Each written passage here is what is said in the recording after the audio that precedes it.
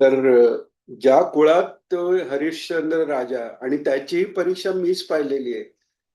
आणि इतकी कठोर परीक्षा आहेत, पण तो उत्तीर्ण झाला आणि रघुकुळाची कीर्ती त्याच्यामुळे अजूनच वाढली आहे. आणि त्याच्या वंशातला तू, आणि तू असा धर्मदूषण, तू असा वागतोस, दिलेलं दान नाकारतोस, असे ते म्हणायला लागले. त्यांनी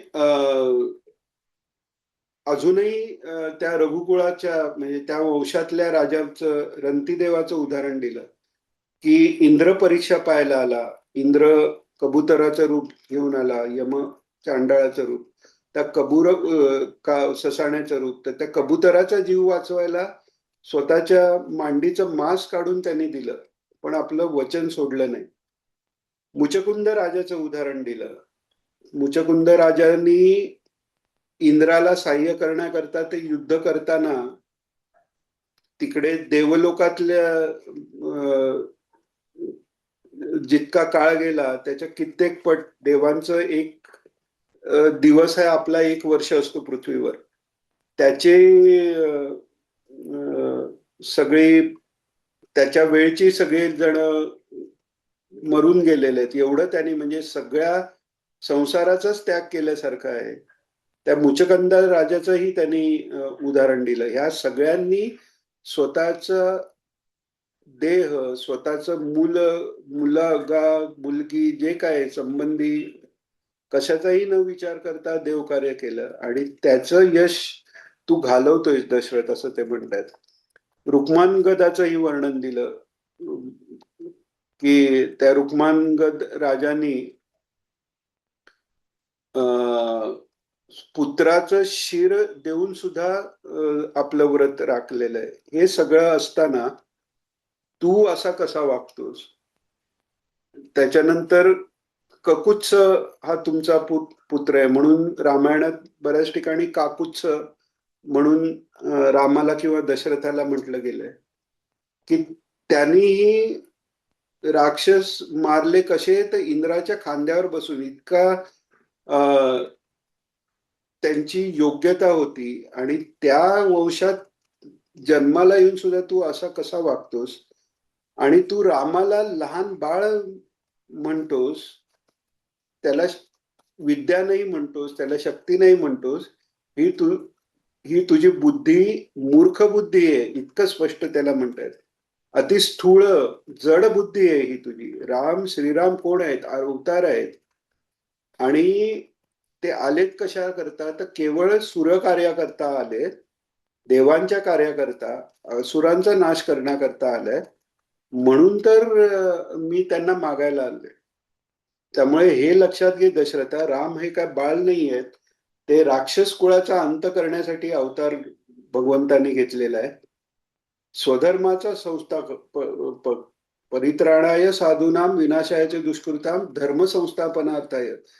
आता हे गीतेत भगवंतांनी सांगितलं असेल, पण हे ऋषींना सगळ्यांना आधीपासून माहित आहेत की भगवान अवतार कशा करता घेत आहेत. तर स्वधर्माचा संस्थापक, साधूंचा आवश्यक सहाकारी, आणि राक्षस कुळाचा अंतक, असे श्रीराम आहेत. आणि तुला जे वाटतंय धनुर्विद्या रामाला येत नाही, हे म्हणणंच अप्रमाण आहे. कारण सगळ्या विद्या ज्या आहेत त्याचं जन्मस्थान श्रीराम आहे. शस्त्रांची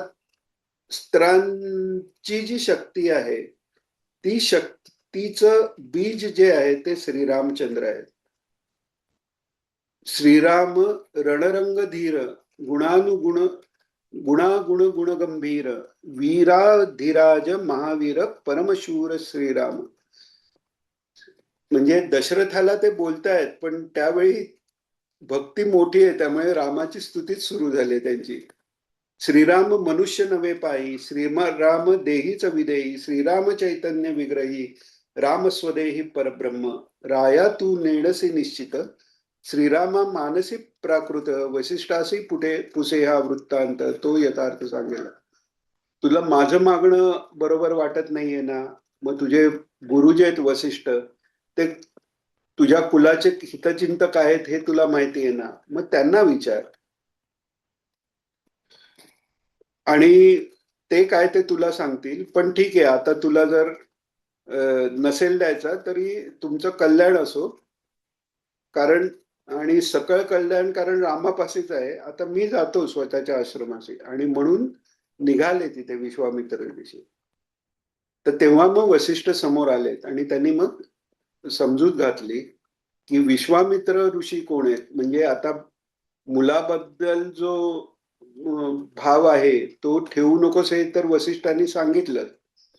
पण विश्वामित्र कोण मागतंय मुलाला हे तू लक्षात घे राजा, की विश्वामित्र कोण आहे, की ते प्रतिसृष्टी करू शकण्याचं सामर्थ्य त्यांचं असलेले आहे. त्यांना तू कोपित करू नको, त्यांच्या कोपाने कुलाचा नाश होऊ शकतो. आणि दुसरं म्हणजे की ह्या जेव्हा विश्वामित्र तुझ्या मुलांना मागतायत त्यामुळे त्यांच्या रक्षणाची जबाबदारी त्यांची आहे. उलट त्यांना इथल्यापेक्षाही संरक्षण जास्त आहे, कारण विश्वामित्र त्यांचं जबाबदारी म्हणजे त्यांच्या जबाबदारीवर ते नेत आहेत. आणि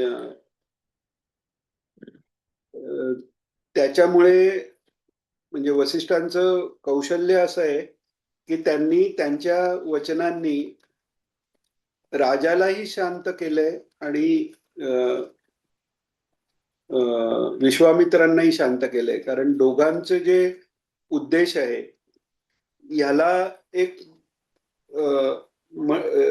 म्हणतात जेव्हा दोन बाजू त्यांच्यात जेव्हा कॉन्फ्लिक्ट आहे, काही वाद आहे, तर त्या दोन्ही कडच्यांचं एकमत कशावर आहे त्याचा जर विचार कोणी पुढे ठेवला तर त्यांच्यातले वाद मिटू शकतात.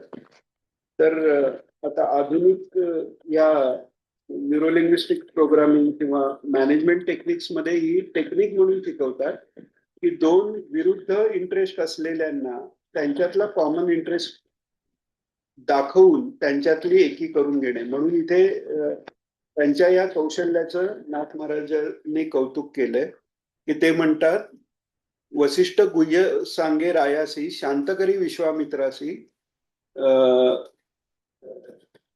हा त्याच्या आधी सांगतात, धन्य वसिष्ठाचा भाव सूक्ष्म सुचवेला निर्वाह जेणे सुखावे ऋषी आणि राव तैसा उपाय किमतीला. म्हणजे हे त्यांचं कौशल्याचं कौतुक नाथ महाराजांनी केलंय. तर याचं एक उदाहरण पूर्वी म्हणजे इस्रायलचं जे युद्ध झालेलं तेव्हा दोन्ही देशांनी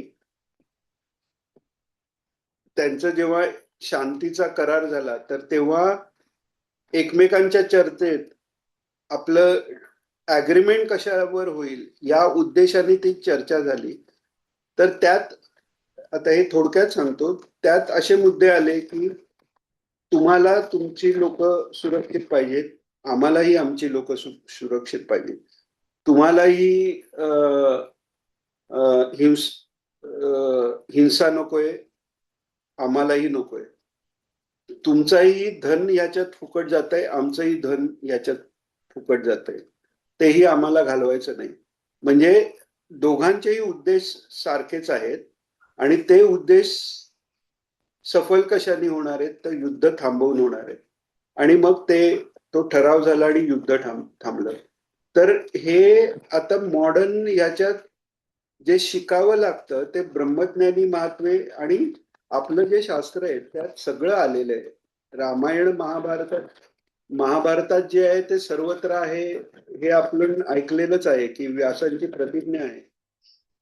पण रामायणातही सर्व सर्व आलेलं आहे. हे करपात्री महाराज सांगतात की तुलसी रामायणात हे आलेलं आहे की रामायणातही चारही पुरुषार्थ आलेले आहेत, म्हणजे राजकारणात सकट सगळं आलेलं आहे. तर हे वसिष्ठांचं गुण आहे की ते त्यांच्या थोड्याशा बोलण्यानी दोघेही शांत झाले आणि एकमत दोघांचं झालंय. आणि मग विश्वामित्रांना अर्पण म्हणजे म्हणजे राम एकटाच नाही, लक्ष्मणही त्यांच्या बरोबर जायला निघाला. तर दोघांनाही वसिष्ठही सांगतात दोघांनाही जाऊन दे, आणि तसे दोन्ही राम लक्ष्मण त्यांना दिले. त्यामुळे विश्वामित्र अजूनच खुश झाले की मी फक्त रामाला मागितलंय आणि तुम्ही लक्ष्मण पण दिले, हेही माझं भाग्यच आहे. कारण लक्ष्मण ही भगवान अनंत आहेत.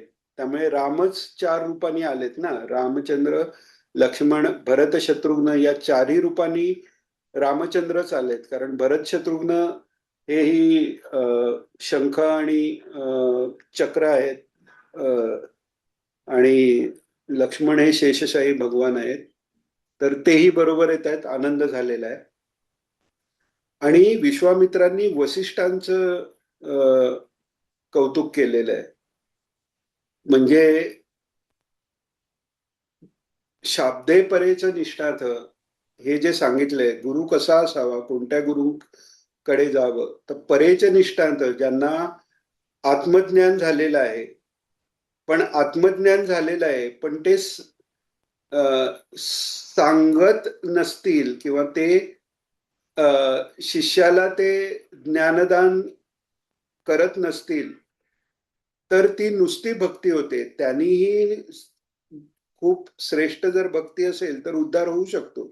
पण सर्वसाधारण माणसाला ते ईश्वरापर्यंत पोचण्यासाठी ईश्वर काय हे कळावं लागतं. ईश्वराची भक्ती काय कळावी लागते. त्यांची भक्ती आपल्याला त्यांच्या शब्दातनं कळली तर आपल्यात उत्पन्न होते. त्यांचं ज्ञान जर त्यांनी आपल्याला शब्दात सांगितलं, म्हणून तर ज्ञानेश्वर माऊली, एकनाथ महाराज यांनी हे ग्रंथ केलेत. महाराजही इतर वेळी कोणी बोललं की महाराज जास्त बोलणारे आहेत का अबोल आहेत, तर कोणीही म्हणणार नाहीत महाराज जास्त बोलतात, अबोलच म्हणतील. त्यांच्या जवळ जाऊन त्यांच्याशी काही बोलून त्यांची शांती भंग होईल की काय, हे एक असं काय म्हणतात त्याला, अध्यारूत एक तो पडदा असायचा किंवा हे की इतके शांत ते बसलेले असायचे की आपण काही विचारणं म्हणजे त्यांच्या त्या ध्यान समाधीत सहजावस्थेत काही हे येईल का असं वाटू शकेल, इतकी ते शांत असायचे. पण त्याच महाराजांची प्रवचनं आज आपण हे भावार्थ रामायण वाचतोय किंवा वारकरी संप्रदायात जे 5 ग्रंथांचा अभ्यास होतो वारकऱ्यांच्या शाळेत, ज्ञानेश्वरी आहे, दासबोध आहे, एकनाथी भागवत आहे, नामदेव गाथा आणि तुकाराम गाथा. तर ज्ञानेश्वरी आपण घेतलं, 9,000 ओव्या, एका पानावर 20 ओवी म्हणजे 400-450 पानं फक्त ओव्या घेतल्या तर अर्थ न घेता. 500 धरली, 5 ग्रंथाची आपण धरू 2,500 पानाचं हे साहित्य. त्याच्याशिवायही बरंच आहे.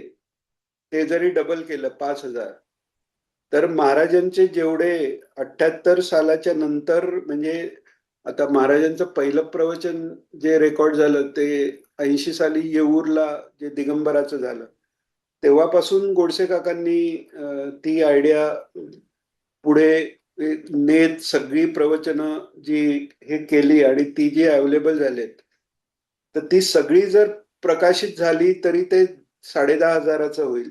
पूर्वीचं अजून काय मिळालं तर त्याच्यापेक्षा जास्त. इतकं दयेने सांगून ठेवलेले, आपण त्याचा उपयोग किती करून घेतो आणि आपल्याबरोबर इतरांनाही तो उपयोग व्हावा म्हणून महाराजांचं जे आपलं साईटचं जे काम आहे की सगळ्यांपर्यंत महाराज पोचावे, की महाराजांचं खरं अवतार कार्य जे आहे ते काही फक्त 1,000 लोक, 10,000 लोक एवढूस नाही, पूर्णावतार आहे तो. तो पूर्ण जगभर पोचायचा आहे. त्यात जेवढा आपल्याला सहभाग घेईल तेवढं घेऊन आपलं आपलं कल्याण करावं. ब्रह्मज्ञानी महात्मे जर त्यांच्या कार्यात सहभाग घ्यायला, विश्वामित्र ऋषींना काही गरज नाहीये, ते तिथेच समाधी लावून बसले तर आत्मानंदात मग्न होतील. पण हे सगुण रूपाचं आकर्षण आणि ईश्वर कार्यात आपला सहभाग हे त्यांनाही हवंसं वाटतंय. तसा आपणही या कार्यात जितका सहभाग घेऊ तितका आपल्यालाच आनंद जास्त आहे. आणि जे विशेषतः आता जे महाराजांच्या प्रवचनाच्या टीम मध्ये काम करतायत, त्यात टिकणं कठीण आहे. कारण जितकं जास्त आनंददायक अध्यात्मातली जी साधन आहे तिथे पोचायला आणि तिथे टिकायला पण बऱ्याच परीक्षा द्याव्या लागतात. म्हणजे जे आपण अंतराय बघितलं किंवा काही विघ्न जी म्हणतात, लय आहे, विक्षेप आहे, कषाय आहे, तर ते झोप येणं, कंटाळा येणं, तर महाराजांचे शब्द ते काही काही कळत नाहीत, परत परत ऐकायला लागतात. त्यात जर गोडी असली तर कंटाळा येत नाही. ती गोडी उत्पन्न व्हायलाही बराच वेळ लागतो. सुरुवातीला पेशन्स लागतात. पण ते करून जो ह्या कार्यात राहील त्याला आनंद इतका आहे की त्या बैठकीत आनंद मिळतोय, पण तो बैठक कुठे करत बसलोय, थोडस आपण वाचू, महाराजांचे शब्द ऐकू, एवढं ते त्याची गोडी लागते. तर हे सगळं जे आहे ते आपल्याला म्हणजे कळण्यासाठीही या भावार्थ रामायणाचा सुरुवातीलाही आपण पाहिलं उपयोग असा आहे की रामचरित्र तर आहेच, पण रामांसाठी त्या अयोध्येतल्या लोकांच्या भावना कशा होत्या. म्हणजे त्या वाल्मिकी रामायणात राम जेव्हा ते रामाचं राज्याभिषेकाची घोषणा होते त्या निमित्ताने, आणि मग ते वनवासाला जातात त्या निमित्ताने, जे लोकांचे त्यांच्या संबंधी ज्या भावना आहेत ते ह्याच्यात येईलच आपल्या भावार्थ रामायणातही. पण वाल्मिकी रामायणात ते जे वर्णन आहे की सामान्य लोक नुसतं नाही, रामचंद्र वनवासात गेल्यावर व्यापाऱ्यांनी नुसता व्यापार सोडला किंवा बाकी त्यांच्या घरातल्यांनी सोडला हे जाऊन दे, राज्यातल्या ज्या वेश्या आहेत त्यांनीही व्यवसाय सोडला. त्यांचं म्हणजे तो राम इथून नाही म्हटल्यावर त्यांचं म्हणजे जो आपण खालच्या लेवलचा व्यवसाय मानतो त्या व्यवसायात असलेल्या ही स्त्रिया ह्या किती मोठ्या भक्त होत्या, हे रामचंद्रांचं महत्व आहे. आणि त्यांचं रामांशी जे भावाचं नातं होतं, भाव त्यांचा रामचंद्रावर कसा होता, हे जर आपल्याला लक्षात आलं तर आपला महाराजांवर भाव कसा असायला पाहिजे हे त्यांच्या उदाहरणातून आपल्याला कळणार आहे. त्यामुळे हे रामाचं चरित्र महाराज गुरुचरित्राच्या प्रवचनात हे सांगतात की गुरुचरित्र म्हणजे त्या गुरूंचं चरित्रापेक्षा गुरुभक्तांचं चरित्र आहे. कोणत्या कोणत्या भक्ताचा कसा उद्धार झाला, त्यांचा दत्तात्रय आणि त्यांचे अवतार श्रीपाद श्रीवल्लभ नरसिंह सरस्वती यांच्या शिष्यांचा त्यांच्यावर कसा भाव होता. शुष्क काष्टाची गोष्ट म्हणा की शुष्क काष्टाला पत्र आल्यावर कुष्ठ जाईल म्हटल्यावर ठाम निर्धार आहे, हे जेव्हा आपण ऐकतो तेव्हा कुठेतरी आपलाही खुंटा बळकट होत जातो. तसं हे रामायण आहे. तर त्यामुळे त्या सर्वसाधारण किंवा तळागाळातल्या लोकांपासून ब्रह्मज्ञानी महात्मे या सगळ्यांना आनंद देणारे राम आहेत. आणि तो आनंद त्यांना का मिळू शकतो, कारण नुसतं राम परब्रह्म आहेत म्हणून नाही, त्यांची तशी भावना आहे. त्यामुळे आपली भावना देव एक मानुनी भक्ती म्हणून मोठे महाराज म्हणतात. तर आपल्याला गुरु आणि देव एक मानायची पण गरज नाही, कारण तेच साक्षात आलेले आहेत. तर त्यामुळे आपला भाव त्यांच्यावर जडण्याला खरं तर काही आड येऊ नये, पण ते जर काही आड येत असेल तर ते या रामकथेच्या निमित्ताने ते दूर होईल अशी एक आशा आहे किंवा खात्री आहे म्हणता येईल आपल्याला. तर अशा रीतीने आता राम लक्ष्मण हे निघालेले आहेत. म्हणजे राम लक्ष्मणांना यांनी देतो म्हणून सांगितलेलं आहे. मग दशरथांनी रामाला आणि बोलवणं पाठवलं आणि वसिष्ठांनाही नमन केलं, विश्वामित्रांनाही नमन केलेलं आहे. आणि दोघांनीही त्याला हृदयाशी धरलेलं आहे, म्हणजे त्यांनीही आश्वासन दिलंय. कारण सत्पुरुषांचा स्पर्श, मगाशी तो बोलता बोलता थोडासा विषय राहिला की त्यांच्या नजरेतच कल्याण आहे आणि शक्तिपात हाच आहे. नुसतं शिष्यावर नजर पडली की त्याचा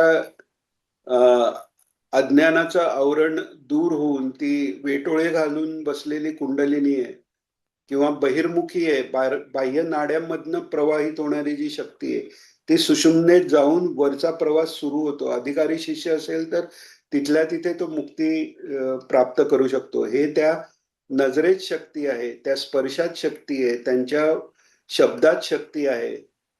आणि पूर्णावतार आहेत महाराज, त्यामुळे त्यांनी कानातच मंत्र सांगायला पाहिजे असं नाही. त्यांनी प्रवचन करायच्या निमित्ताने किंवा साधं बोलण्याच्या निमित्ताने मोठे महाराज जे सांगतात आपल्याला की उपदेश ते न देती सदा संतापाशी जावे, जो सगळ्यांना माहितीच आहे तो. तर उपदेश ते न देती तरी ऐकाव्या त्या गोष्टी, आणि त्या गोष्टी नुसत्या सहज बोलण्याच्या ज्या गोष्टी आहेत त्या ऐकूनही दुःख आणि तुमचा बंध दूर होऊ शकतो असं मोठे महाराज म्हणतात. सहज बोलणे हा उपदेश हे पण आपण ऐकतो. तर त्यामुळे महाराजांच्या मुखातून निघालेलं एक एक अक्षर हे जसं एक एक अक्षर पूसा महापातक नाशनम हे रामचरित्राबद्दल आहे, तसंच ते महाराजांच्या चरित्राबद्दल. आणि महाराजांची वाणी हा त्यांच्याच चरित्रातला भाग आहे. आणि हेही त्यांनीच कृष्णचरित्राच्या निमित्ताने सांगितलेलं आहे की गीता आणि भागवत. तर भागवत म्हणजे भगवंतांचं चरित्र आहे. मग चरित्रात भगवान काय बोलले हा भाग येतो की नाही, त्यामुळे गीता हेही भागवत आहे. आणि सगळं भागवत हे नुसतं भगवंताच्या चरित्राबरोबर भगवंताच्या सच्चिदानंद रूपापासून ते सगुण रूप जे भगवंताचं ज्ञान, भगवंताबद्दलचे ज्ञान आहे की जे पूर्ण झाल्यावर खरं प्रेम उत्पन्न होईल, हे सगळं त्या गीतेतही आहे आणि भागवतातही आहे. तर हे त्याचं महत्व कळायलाही आपल्याला या रामचरित्राचा उपयोग होतोय. तर वसिष्ठ आणि विश्वामित्रांना म्हणजे त्यांना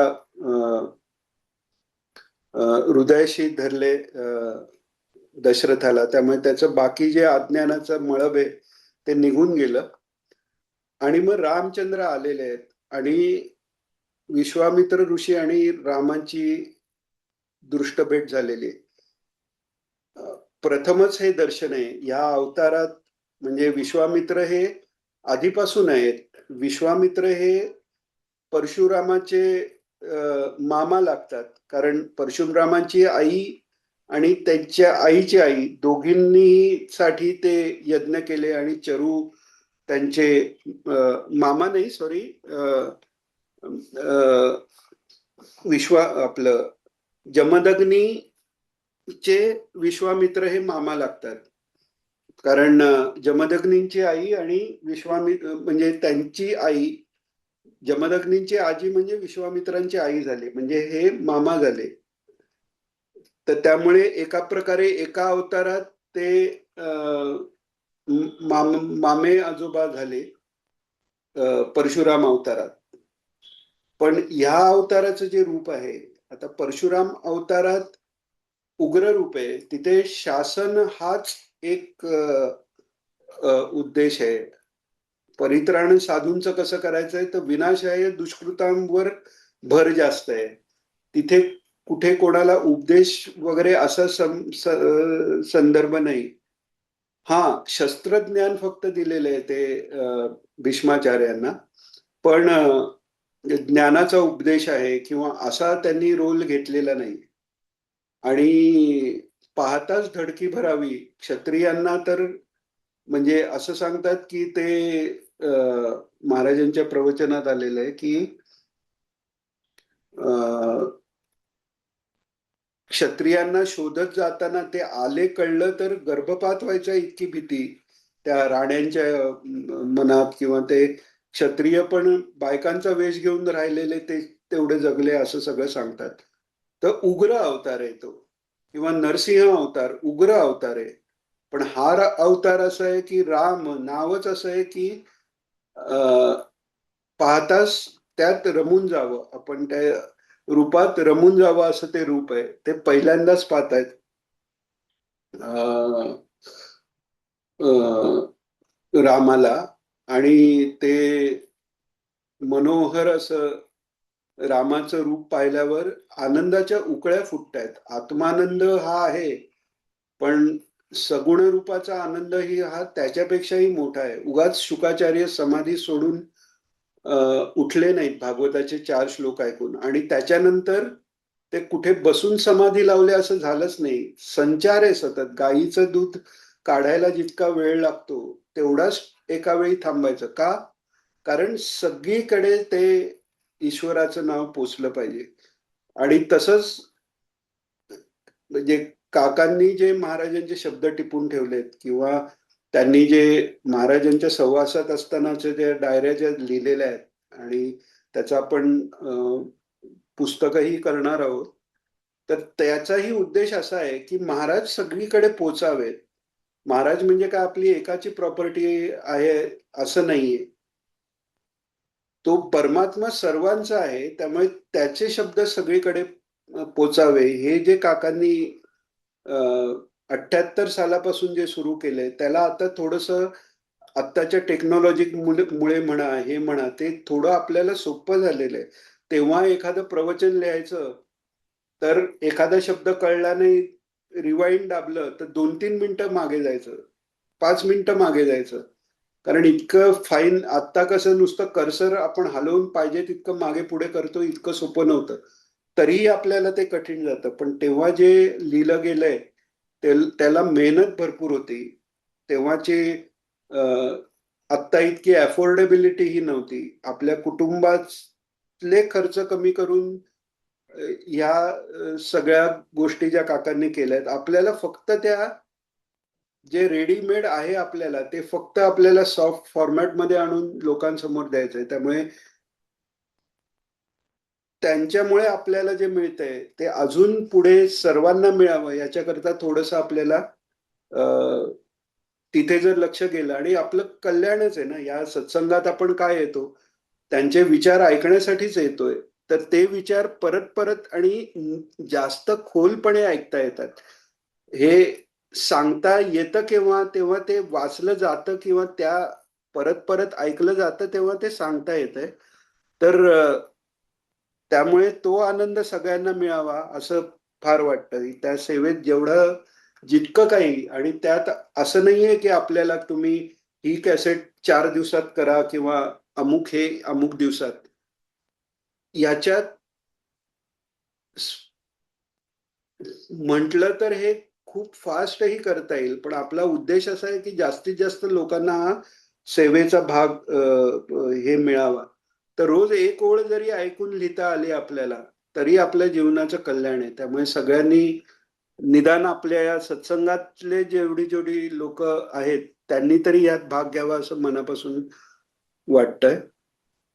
तर अशा प्रकारे म्हणजे ब्रह्मज्ञानी महात्मे आहेत, पण रामाला बघितल्यावर त्यांना आवरलं नाही. म्हणजे अ, त्यांनी जो रोल घेतलेला आहे की मी रामाला घेऊन जातो आणि मग मी त्यांना शस्त्र वगैरे देणार, किंवा विश्वामित्रही आपलं वसिष्ठही सांगतात की ते रामाचं रक्षण करू शकतील ना, तू कशाला काळजी करतोस. ते सगळं विसरून जाऊन जय जयकार करत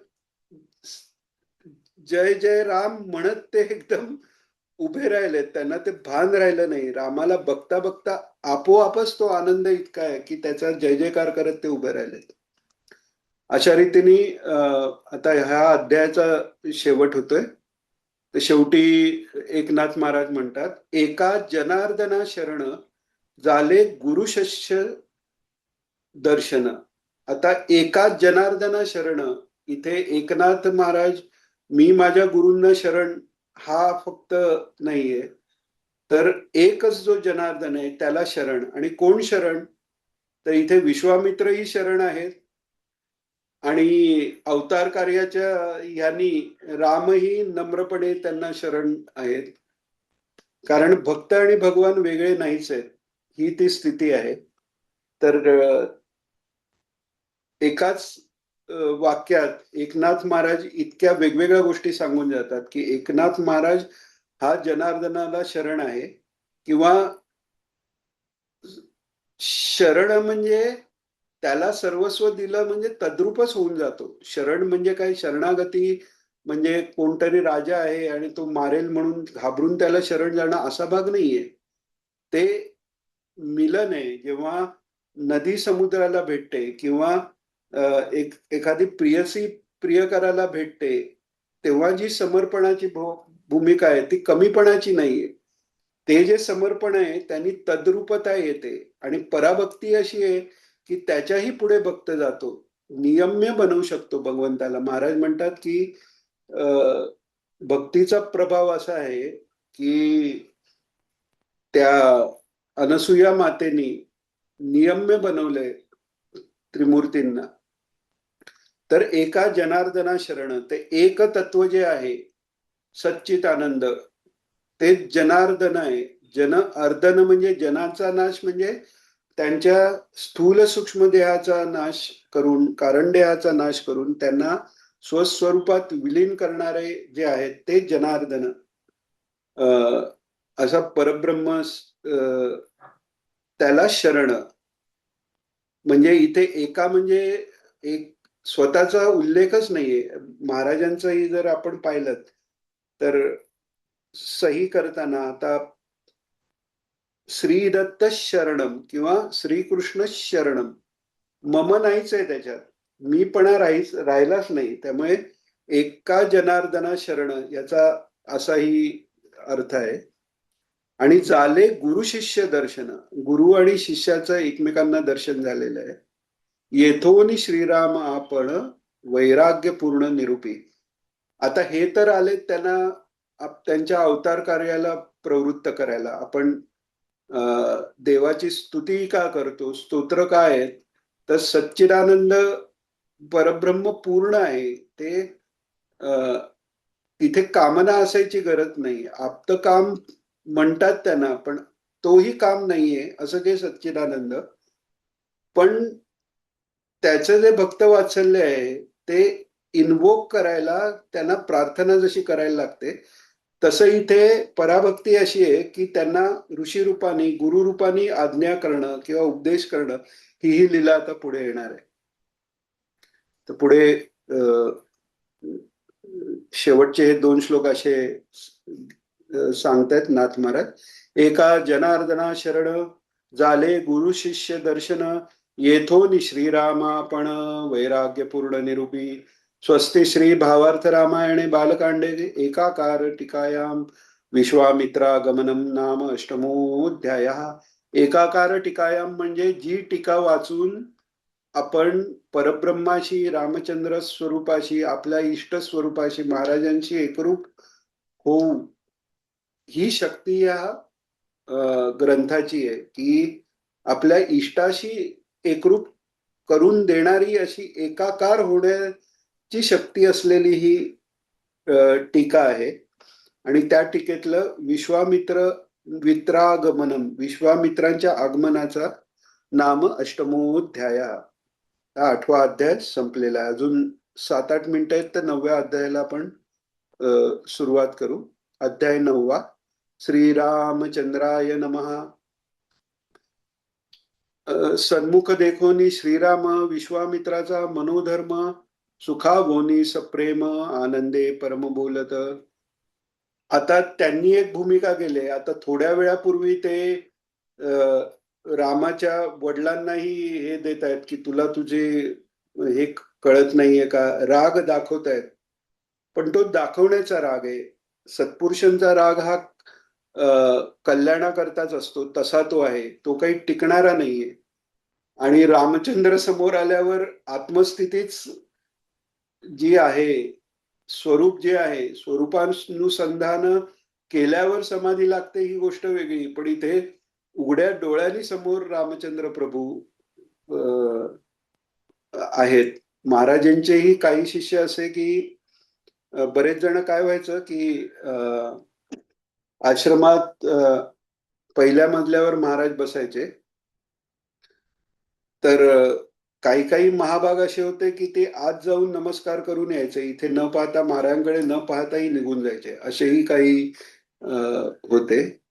काही जण महाराजांना नमस्कार करून आत गुळवणी महाराजांच्या इथे ध्यानाला बसायचे, कारण महाराजच सांगायचे बऱ्याच वेळा, त्यांच्या समोर ध्यानाला बसलं तर म्हणाले गुरु महाराज आत आहेत तिथे बसा, कारण आपण काही करतो ही संबंधच नव्हता त्यांचा कशाशी.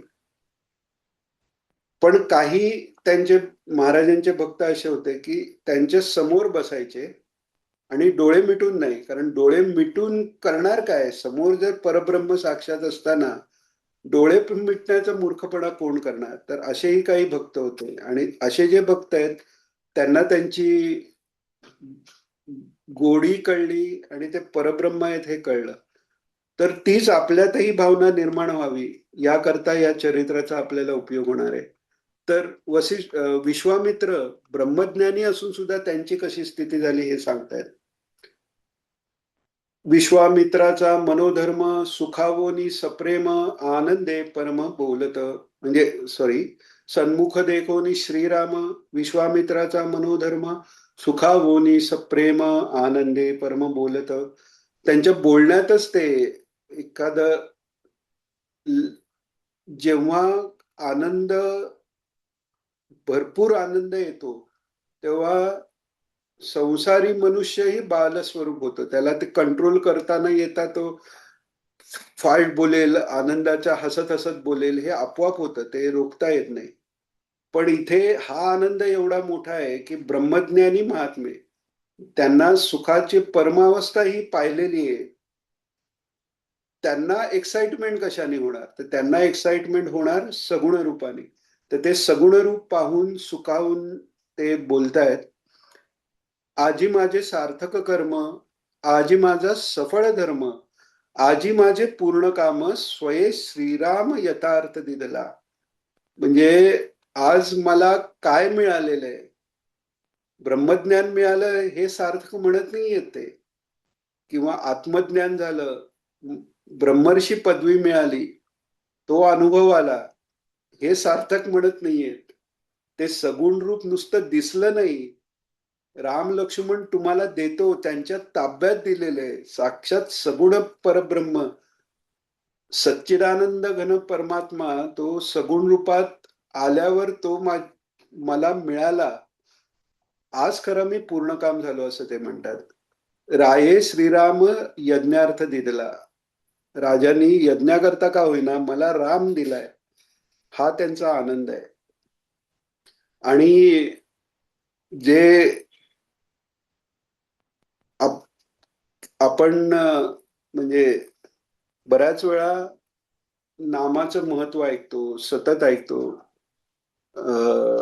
महाराजांकडनंही ऐकलं आपण, गोंदवलेकर महाराजांचे हे वाचतो महाराजांच्या ग्रुपवर, नामाचं इतकं महत्व आहे. आणि मग बऱ्याच वेळा असा प्रश्न होतो, मग मला त्याचा तसा का नाही उपयोग होत.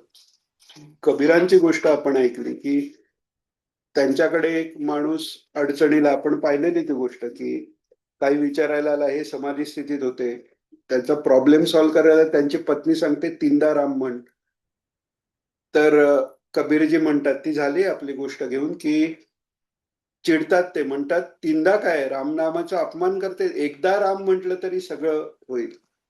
आता हा अनुभव कोणाला येतो, ज्याला हे कळतं की जसा राम दिल्यावर जो आनंद विश्वामित्रांना झाला, आपण कृतकृत्य झालो असं ज्याला वाटलं, तसं सद्गुरूंनी आम्हाला कोणतीही दीक्षा, नामाची दीक्षा असो, शक्तिपाताची दीक्षा, मंत्र दिला, अरे शक्तिपात झाला नाही असं मनात आलं की गेलं, सद्गुरू तेच आहेत, देणारे तेच आहेत, ते देताना हातचं राखून कशाला देतील. पूर्णावतार आहेत महाराज, त्यामुळे महाराजांनी मंत्र दिला काय किंवा शक्तिपात दीक्षा दिले काय, आपण तेही उदाहरण पाहिलं की नाना महाराजांच्या अनुग्रहित असलेल्या एक भगिनी